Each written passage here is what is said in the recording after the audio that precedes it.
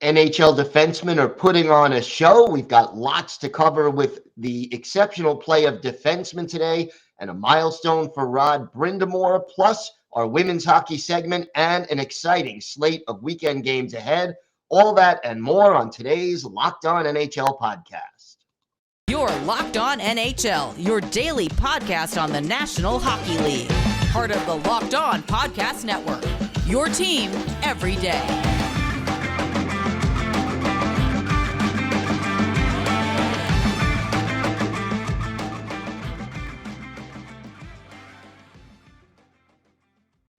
And happy Friday, everyone, and welcome to the Friday edition of the Locked On NHL podcast. We want to thank you for making Locked On NHL your first listen every day. We are free and available on all platforms. It is my pleasure to, first of all, Rachel, how you doing today? Happy Friday to you. Happy Friday to you as well. Yeah, it's been a real fun week, and I'm getting excited about, having the second half of the season kick off, where we have All-Star game voting going on, and, the playoff race is really starting to take shape.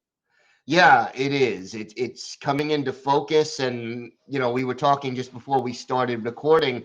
It's going to be some interesting races down the stretch in some of these divisions, and some of the playoff spots wide open. So it should be an exciting second half. I can't believe we're halfway through this schedule.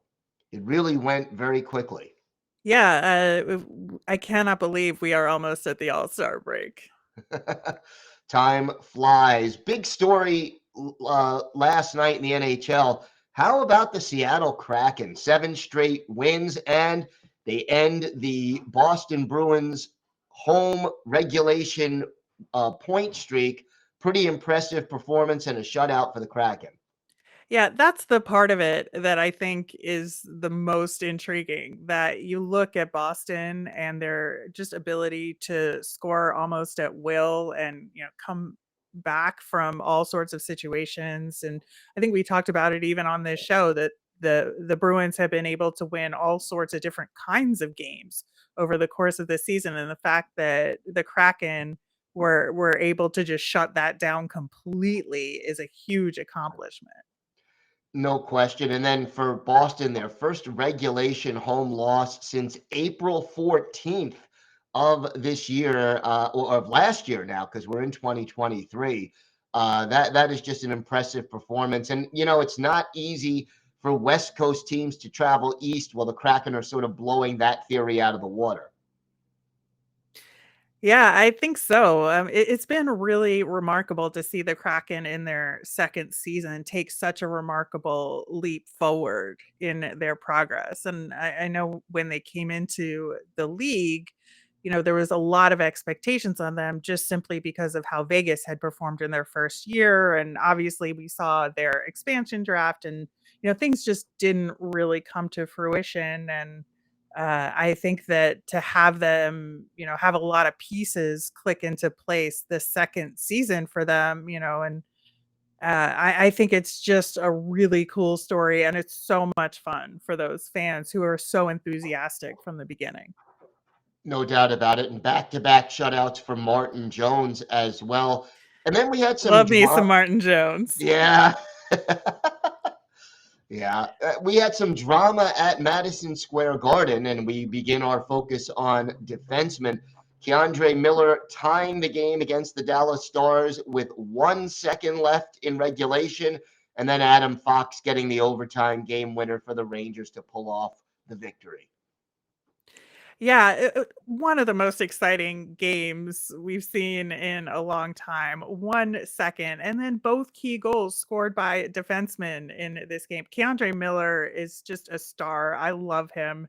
And I think his persistence on that play in particular was huge in that game. And then, of course, Adam Fox, who is an elite defenseman in the league. And for a team to get such strong offensive presence from defensemen like that in a key game against a Dallas team who I think more and more people were starting to talk about as being somebody, a team that was going to potentially make a big impact going into the playoffs. And, their season has been really successful so far.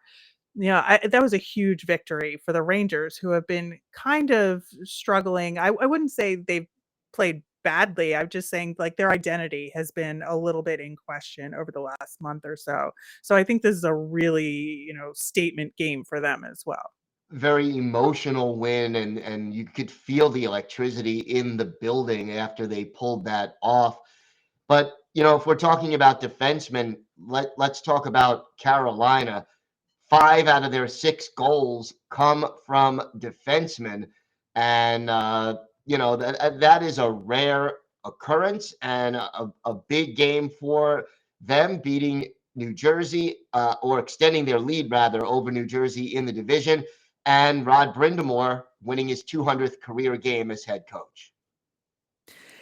Yeah, I mean, you have to give Brind'Amour and the Canes credit, especially because, it really seemed like the Devils were in the spotlight, and the Canes just continued to play smart, really, solid hockey. And when the Devils faltered a little bit, the Canes were right there to take over. And it's going to be a really interesting battle between those two teams, I think. Although can't count the Rangers and Caps out at this point, but it's a really tight division up at the top. And the Canes having that presence defensively, is, in terms of their scoring, is huge. And especially you look at Tony DeAngelo, who was a huge part of their offensive defenseman last season, isn't there anymore, and their defense continues to be successful.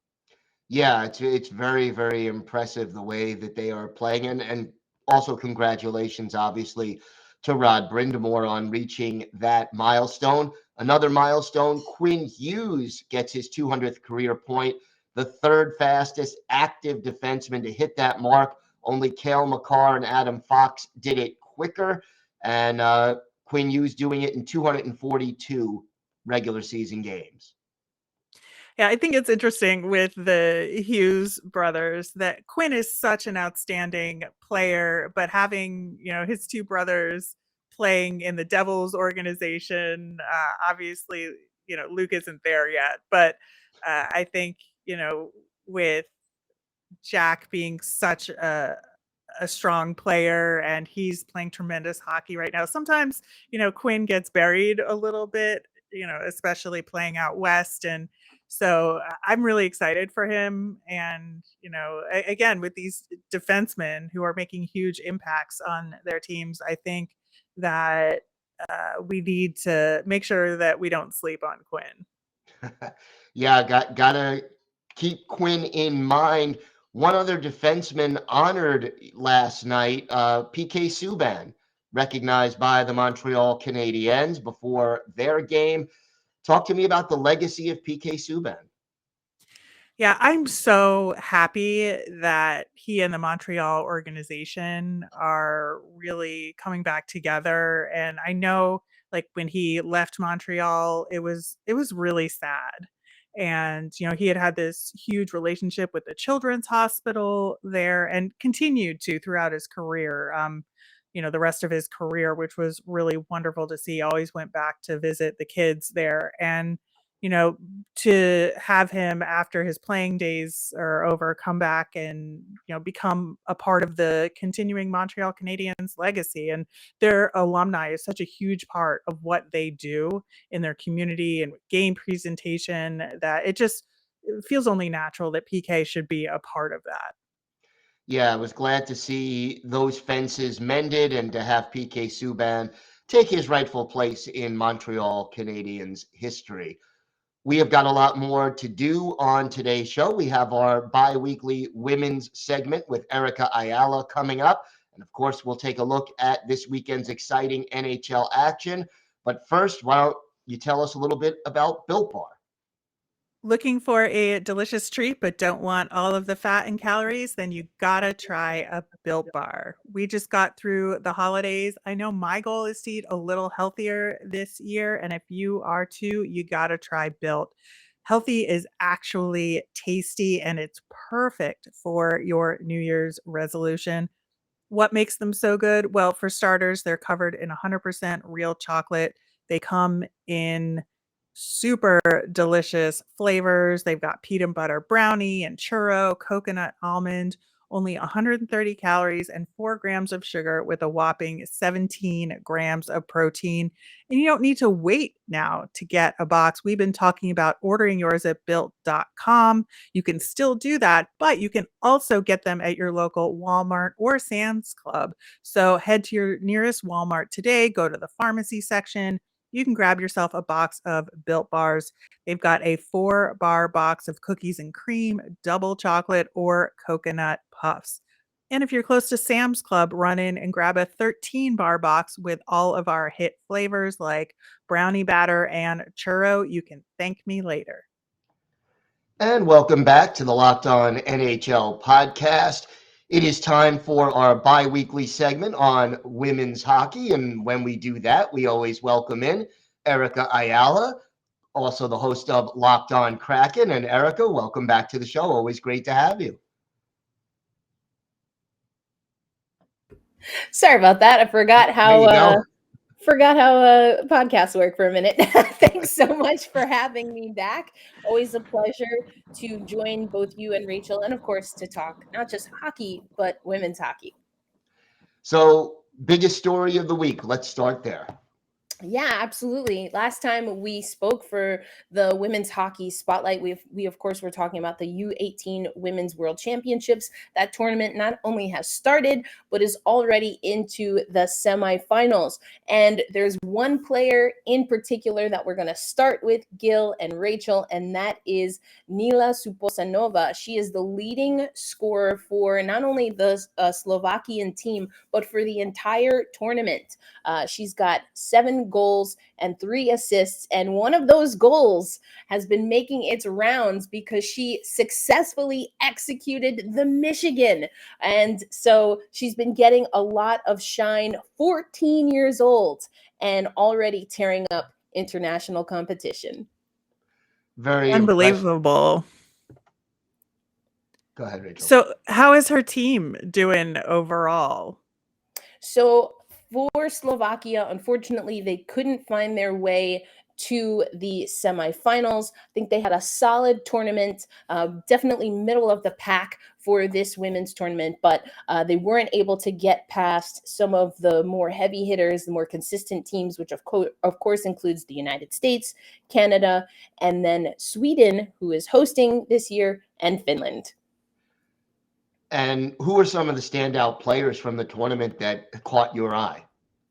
Oh, there's been a lot of players. I know we talked about some of the players that would be missing just because they have aged out.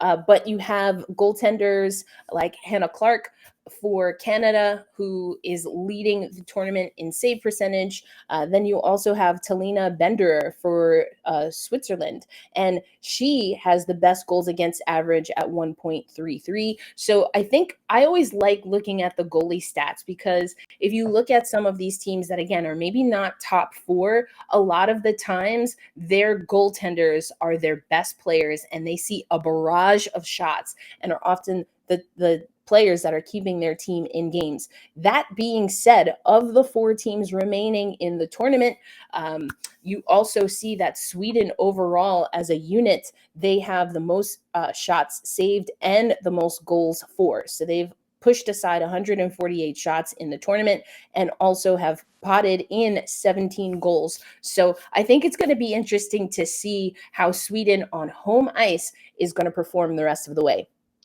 Do you think that makes them the favorite in the Final Four here? It still doesn't make them the favorite. The favorites are the United States for sure.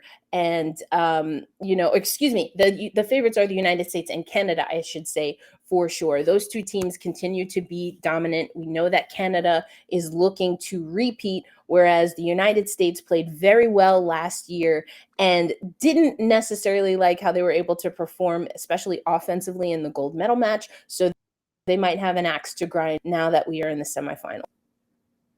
Yeah, and the United States and Sweden are facing each other next. So I am very intrigued by this matchup because we know that Sweden did beat the United States in That's pre-tournament right. action. That's right. They beat them pre-tournament. Sweden has also fared well in this particular IHF tournament against both the United States and Canada. And again, they are hosting. And if we go back to the senior tournament, Rachel, I know you know this, but the 2019 Women's Worlds in Finland ended in controversy. And so Very much so. yes, I'm sure Sweden, if they can avoid that, they would love to do that. They really did keep the United States in check early. That first game in the prelims, lots of penalties for both sides, but ultimately the U.S. was able to pull away late in the game. So if Sweden can keep things tight, this could be a really good matchup. How big a factor is being the host country in your mind? I think it definitely plays in. You know, we were alluding 2019, Finland is hosting again. They're one of the top 4 teams on the senior side of things. But you have the energy of the crowd at every single game. This is international competition, so you're playing for pride. You're playing for the pride of your country. And I think you can't overestimate how much a home crowd really impacts younger players as well. Generally speaking, in any sport, the younger the talent, the more heightened the emotions can get, which is why we love watching these junior tournaments. And so that can really be, again, not just a source of pride, but the energy that you need in a tournament that is both short and long at the same time. What are some of the other big stories you're looking at this week?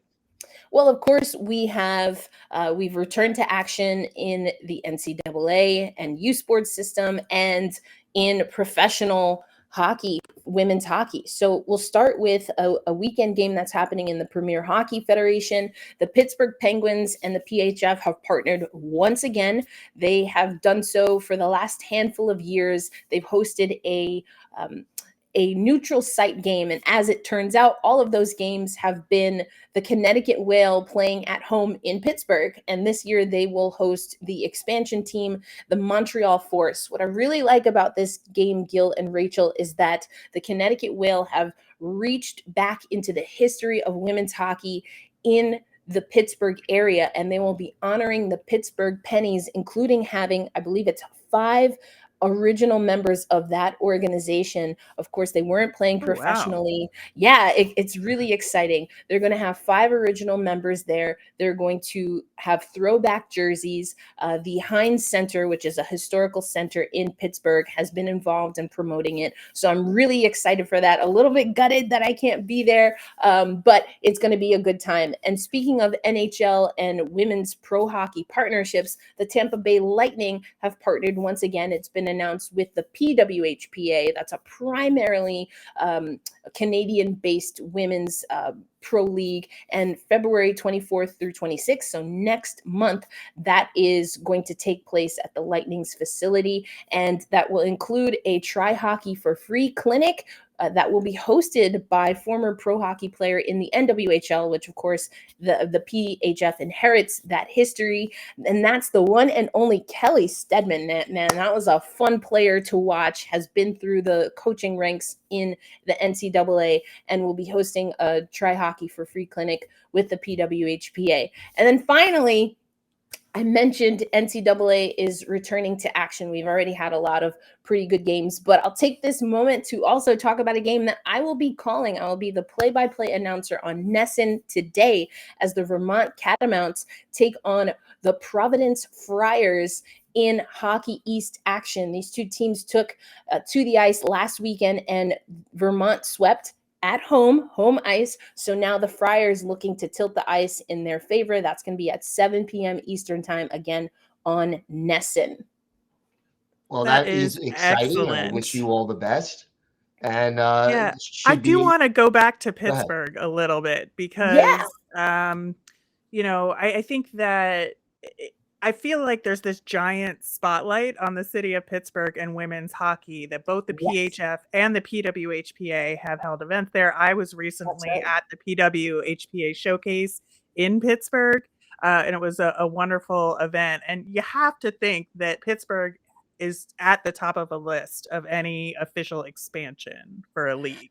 Yeah, Rachel, I'm glad that you asked that because you're absolutely right. Not only the PWHPA and the PHF in recent years, the PHF/NWHL has had an all-star weekend there. Actually, Amanda Kessel was the captain for one of those teams and won, and that was while her brother Phil Kessel was still playing in Pittsburgh. Of course, he's moved on since, but so we're going back. That was about 2017, and almost every year except for those COVID years in between, whether it's college showcases, whether it's women's professional hockey, or even the national teams. There was a time where there's a tournament called Four Nations, where, as you probably guessed, 4 countries come together and play, and it's more of an exhibition tournament.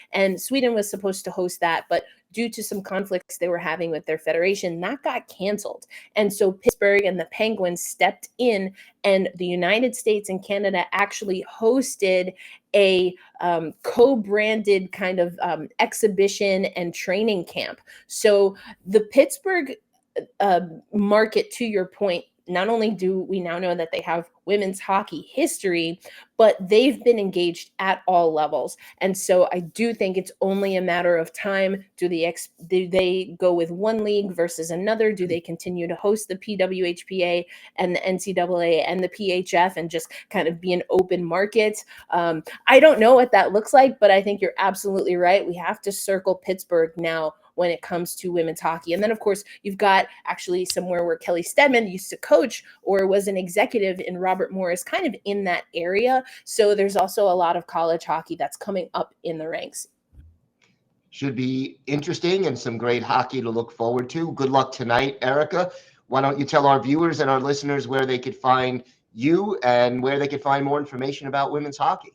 Yeah, thank you so much. Well, I'd be remiss if I didn't say go check out Locked on Kraken, because I was at that game last night as the Seattle Kraken took down the Boston Bruins. So you best believe we're going to talk about that. And also we have Jason Hernandez, who's one of our own in the Locked On family, who's been tapped as the Coachella Valley Firebirds PA announcer. So we're going to have him on Friday's episode. And you can follow me at elindsay08. That's ELINDSAY08. And of course, as part of the Locked On Network, you can find Locked On Kraken on YouTube, as well as anywhere you get your audio podcasts.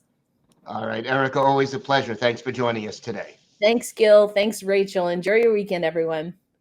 Your friends at BetOnline. BetOnline.net is your #1 source for sports betting info, stats, news, and analysis. Get the latest odds and trends for every professional and amateur league out there, from pro football, you got college and pro basketball, soccer, and of course the NHL. We've got it all at betonline.net. And if you love sports podcasts, you could find those at BetOnline as well. We're always the fastest and easiest way to get your betting info. And with a big weekend slate of games coming up, maybe you want to use your expertise to get a little money and check it out. The odds at betonline.net. Head to the website today or use your mobile device to learn more. Bet Online, where the game starts. And welcome back to the Locked On NHL podcast. Rachel, we have got a lot of games coming up this weekend, and it's a very Saturday-heavy schedule. Only 3 games on tonight, 3 games on Sunday. Any of the games from tonight catching your eye? Well, of course, the Jets at the Penguins is the marquee matchup. It's the NHL Network game in the US, which is always interesting because it's like, why I understand why they want to put their marquee matchup on NHL Network to try and highlight the network, but also it could like limit the audience for the game as well. And do not appreciate that. But at the same time, the game itself should be a real good one. You know, we've been talking more and more about Winnipeg as one of those Central Division teams that is really primed to make a push into the playoffs this year. The Pens are kind of a mixed bag right now. And so, you know, having this home game against a tough opponent like Winnipeg is a really good opportunity for them to pick up some points. Yeah, should be a good one, and hopefully fans can tune in on NHL Network in the U.S. Saturday, only one matinee, but it's a good one. Calgary visiting Dallas. Yeah, I think, Dallas coming off that heartbreaking loss to the Rangers that we just talked about is going up against a team in Calgary, which again has been a bit of a mixed bag this season, but is doing well overall, I would say. But there's certainly some questions there, and I think it's a really good, redemption game for the Stars. They go back home, they can reset, and it'll be a fun game, I think, overall. Should be a good one. 7 o'clock, an original six and division rivalry. Toronto visiting Boston. Can the Bruins start a new home winning streak? They'd certainly like to. I would say that for sure. Yeah, I'm going to use this moment to get on my soapbox again and say the original six is a marketing construct and is not based in reality. But that being said, it's a good marketing construct. I'm Yes, not it saying is. it's bad. I'm just saying it is a marketing construct. But yeah, always love Leafs Bruins matchups. And you're right. I think that Boston is going to want to get back on the winning train at home. Toronto's going to want to stop that. And I think that'll be a fun game for everyone. Big Metropolitan Division matchup. Pittsburgh in Carolina. Oh, yeah.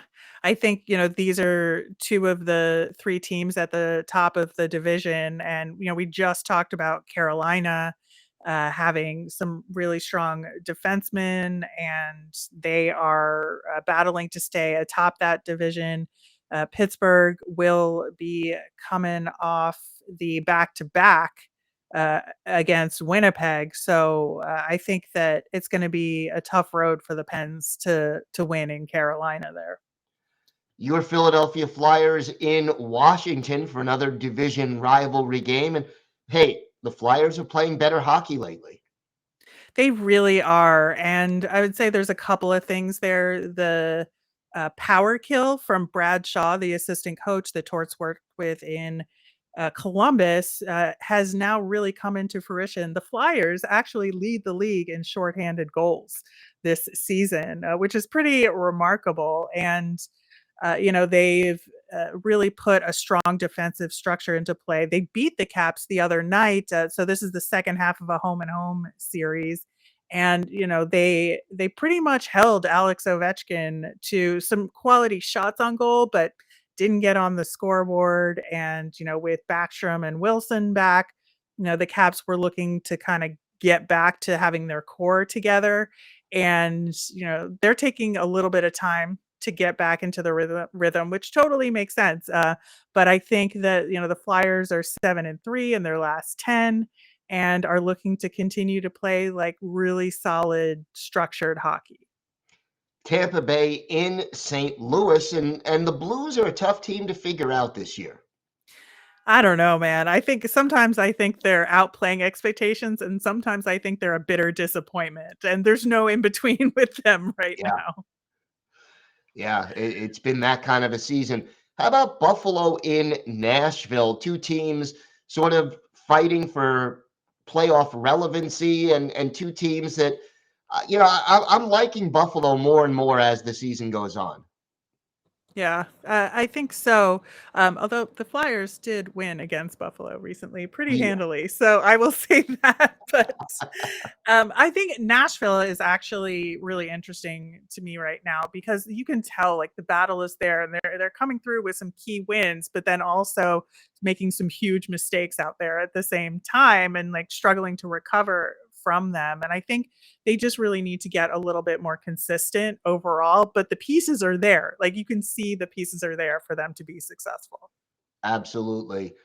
10 o'clock Eastern time, Edmonton in Vegas. That should be a heck of a game. Yeah, always fun to see Connor McDavid and Leon Draisaitl come into Vegas where, they can use their gameplay to kind of overwhelm the spectacle of it all in Vegas. But Vegas is so tough at home, and I think that I'm very, very excited about this one. This is one I might stay up to watch. East Yeah, Coast and time. then 10:30, the Devils at the Kings. That'll be a heck of a game as well. Yeah, I'll second screen that one. That's for sure. Only 3 games on Sunday. Vancouver, Carolina, the first one at 5 o'clock. Yeah, that's where Quinn Hughes, who we talked about earlier in the show, will go up against that Carolina defense. So I think, that's going to be an interesting one. There's still some rumors swirling around Vancouver, what's happening with them.